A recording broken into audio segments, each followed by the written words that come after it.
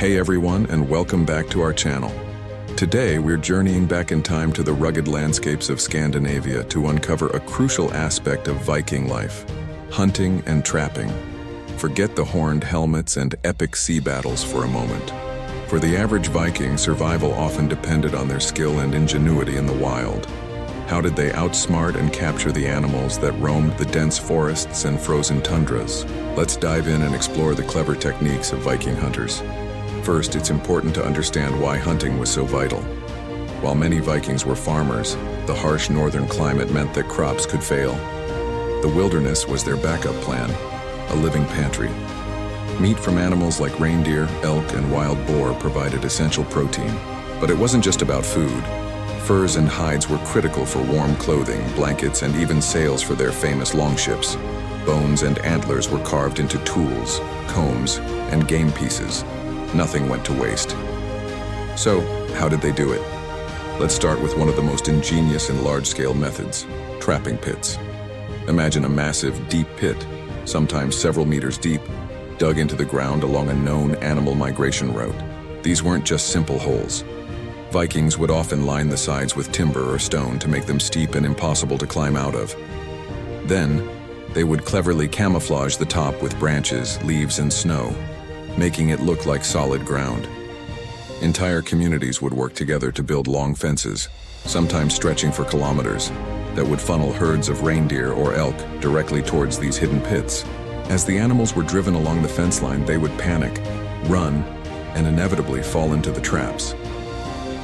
Archaeological sites across Scandinavia have revealed vast systems of these trapping pits, showing just how organized and effective this method was. It was a massive undertaking, but the payoff, a huge supply of meat and resources, was well worth the effort.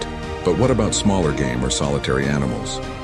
For these, Vikings used a variety of snares and traps. A common type was the deadfall trap.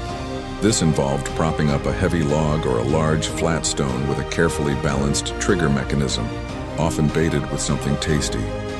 When an animal like a marten, fox, or even a bear came to investigate the bait and nudged the trigger, the heavy weight would fall, swiftly and effectively dispatching the animal.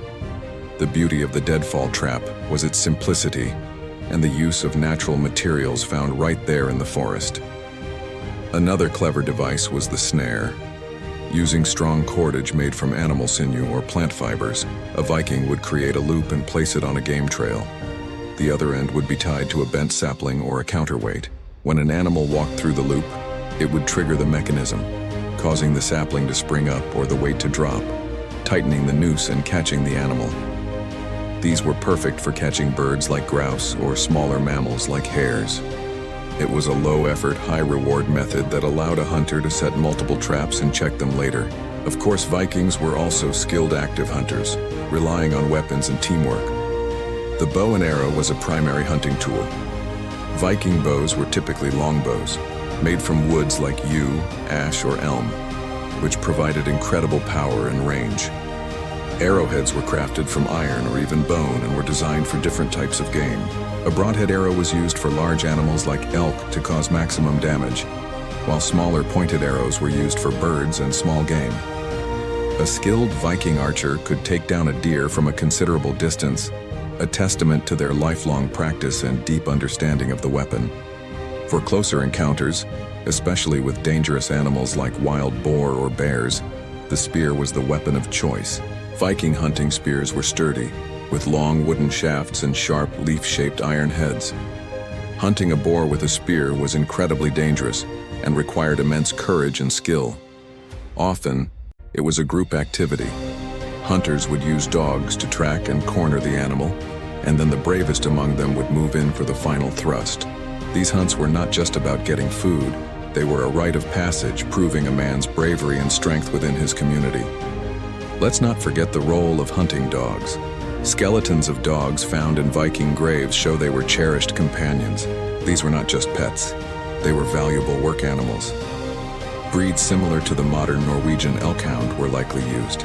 These dogs had the stamina to track animals for miles, the courage to face down a bear, and the intelligence to corner prey and hold it at bay until the hunters arrived. A good hunting dog was an invaluable asset, a true partner in the quest for survival. During the winter, the landscape transformed, and so did the hunting methods. The snow, which could be a hindrance, also became an advantage. Vikings used skis and snowshoes to glide over the deep snow, allowing them to track and pursue animals much more efficiently than the animals could flee. An elk, struggling through deep snow drifts, was no match for a hunter on skis, who could cover vast distances with relative ease.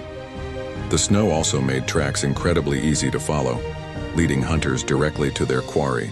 Even fishing was a form of hunting, and Vikings were masters of the water. They used nets, lines with baited hooks made of iron or bone, and even fishing spears called lysters to catch fish in rivers, lakes, and the open sea. In winter, they would cut holes in the ice and continue to fish, ensuring a steady supply of food even when the land was frozen solid. So, from massive community-built pitfall systems to simple, elegant snares, the Vikings employed a wide array of techniques to thrive in their challenging environment. Their methods show a deep, intimate knowledge of the natural world, animal behavior, and the properties of wood, stone, and iron. It was this ingenuity, this resilience, and this connection to the wilderness that defined the Viking hunter and was a cornerstone of their entire society. It wasn't just about brute force. It was about intelligence, patience, and a profound respect for the world around them. Thanks so much for joining me on this journey back to the Viking Age. I hope you found it as fascinating as I do. If you enjoyed this video, please hit that like button and don't forget to subscribe and ring the bell so you don't miss our next adventure into the past. Let us know in the comments what other aspects of Viking life you'd like to explore. Until next time, stay curious.